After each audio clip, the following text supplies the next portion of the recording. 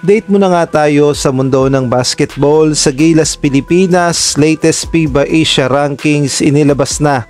Gilas Pilipinas bumagsak sa pang-7. Coach Tim Cone nagkamali nga ba ng diskarte sa Gilas Pilipinas?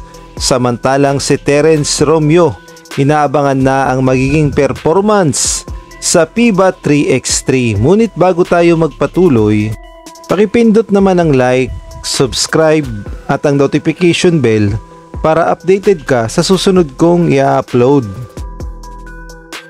Naunang ang inilabas ang FIBA World Ranking Men at ang Gilas Pilipinas sa buong mundo ay pang number 37. Kung dati nga ay number 34 ang Gilas Pilipinas, ngayon nga ay bumagsak tayo ng ikatlong pwesto, kaya naman number 37 na ang Gilas Pilipinas.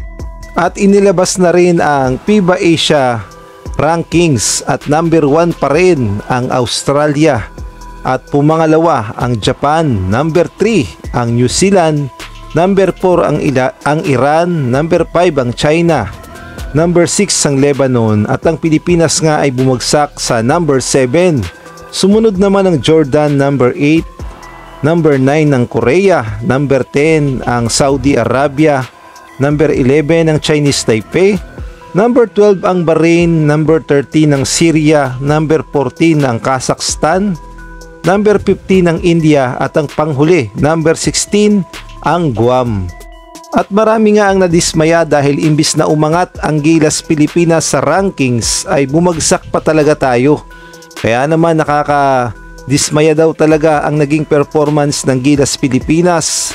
At sa FIBA Asia ay number 7 na lamang tayo. Kaya naman marami ang nagtatanong, nagkabali nga ba daw ng diskarte itong si Coach Tim Cone sa paghawak sa Gilas Pilipinas, lalo na sa kanyang mga game plan, dahil mukhang hindi naging epektibo ang kanyang mga sistema sa kakatapos lamang na FIBA Asia Cup, dahil ang Gilas Pilipinas ay nauwi sa pang-6 na pwesto at bumagsak pa tayo sa rankings.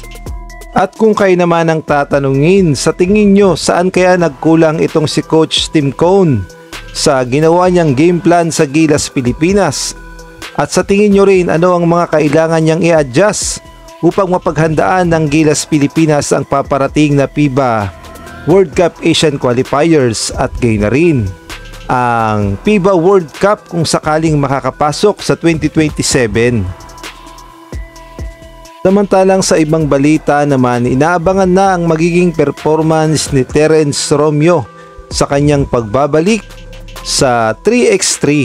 Alam naman nating lahat na matagal-tagal ding hindi nakapaglaro itong si Terence Romeo ng 3x3, kaya naman sa paparating na performance niya sa Manila Melmac 3x3 ay kaabang-abang talaga ang posibleng gawin at maitulong ni Terence Romeo para sa Pilipinas.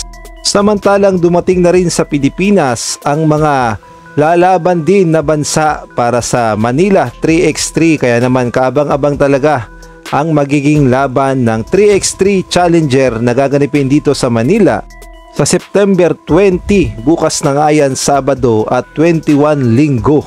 At ang venue nga ng laban ay sa Ayala Malls by the Bay. Unang makakaharap ng Manila 3x3 Melmac ang Chongming ng China sa ganap na 2:40 PM at sunod naman ang Lugano ng Switzerland sa ganap na 6:20 PM. Kaya naman suportahan natin ang kampanya ng Manila Melmac sa Manila 3x3 Challenger ng FIBA at laban Pilipinas, puso